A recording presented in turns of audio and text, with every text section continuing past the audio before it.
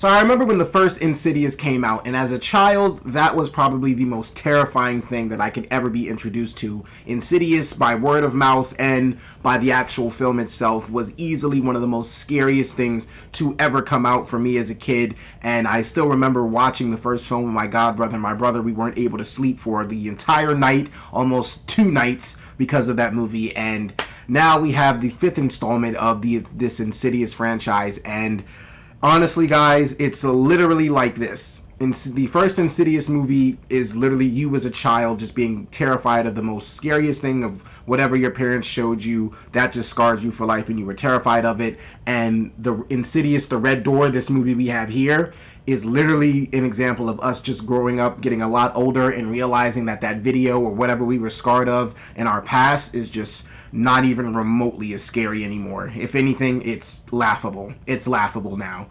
And that really sums up what Insidious the Red Door is. So without further ado, let's get on to this review.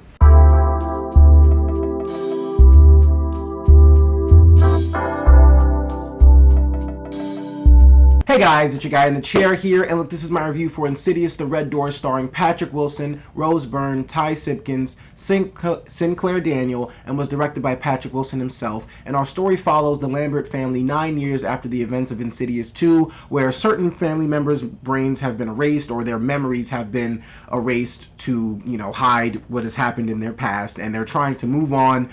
Basically, Patrick Wilson's character is losing everything. He's lost his wife, he lost his family, he's not able to have a relationship with Dalton that he wants, and he's completely just losing his mind, feel like things are just getting foggy. That's because the further is starting to creep back into their lives. And so basically, this is just them trying to figure out a way to close the further from being in their lives from once and for all.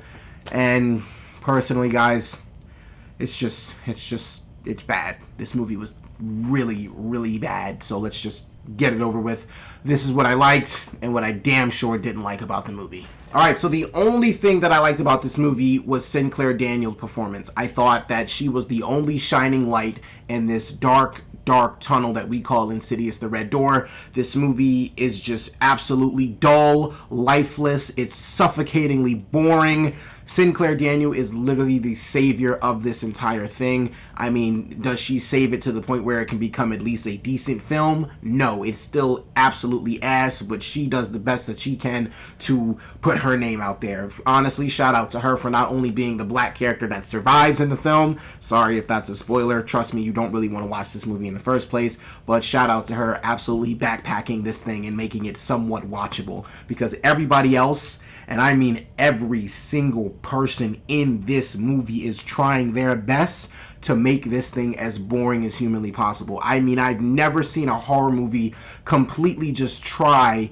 to not be scary, especially Insidious. I mean, Insidious of all franchises, and I'll be completely honest with you, Insidious, the franchise itself, besides the 4th one, I'm not a fan of the 4th one, but 1 through 3 were good.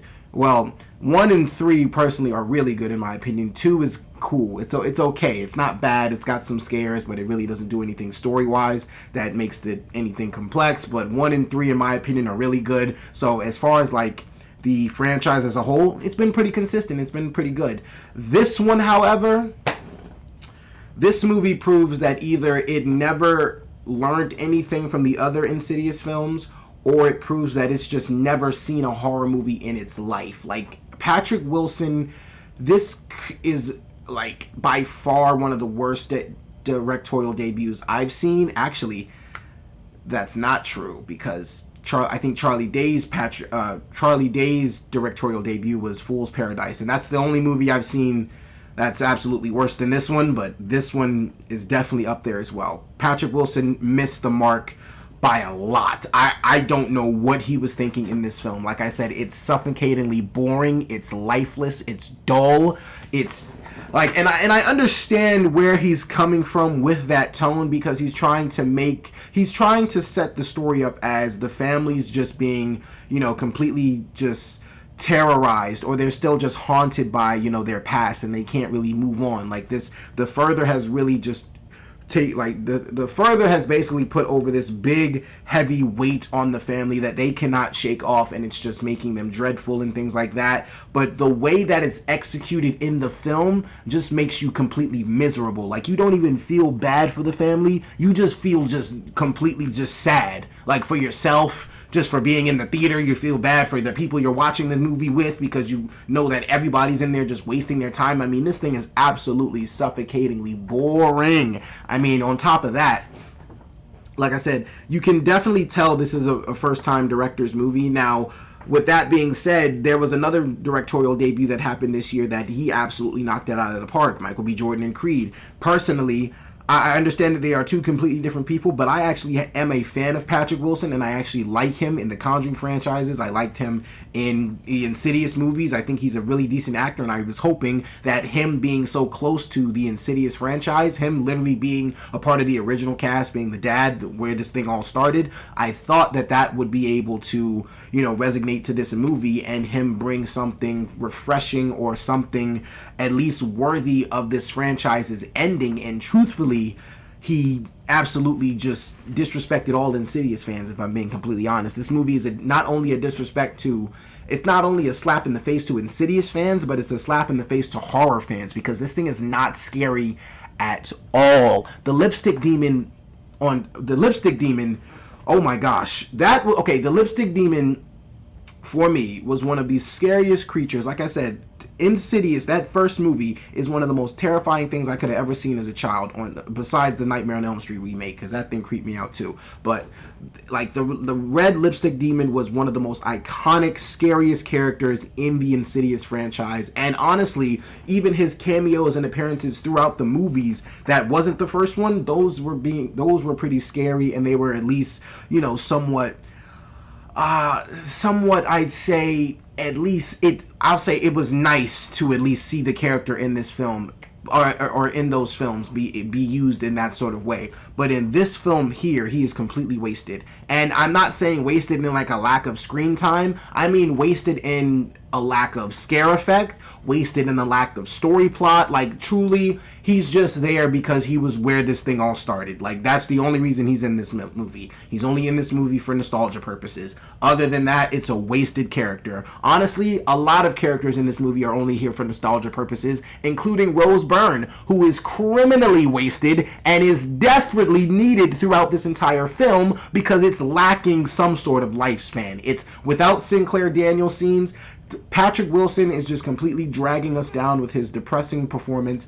Honestly, like I said, I understand where the character is coming from, but the way this is all being executed just makes me so sad. And truly, Patrick Wilson's character at some point became very laughable. But he became very comedic unintentionally. Like, he wasn't trying to be funny, clearly, because he's going through a lot. It's just a very depressing situation he's going through. But at some point, I'm literally laughing at this guy just going through it, because he's just losing his mind, and he's just...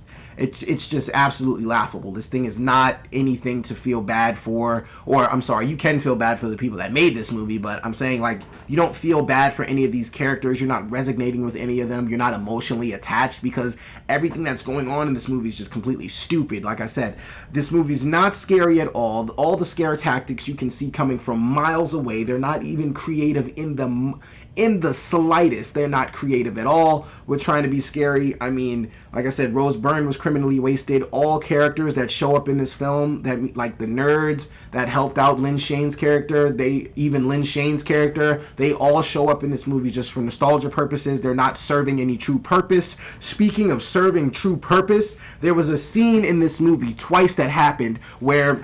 Normally in horror movies, there's always a scene where when a character needs to know something about their past, they have this exposition scene where they're talking to someone from their past, and that person is giving them information, and it kind of feeds into, the horror aspect and, builds to the story.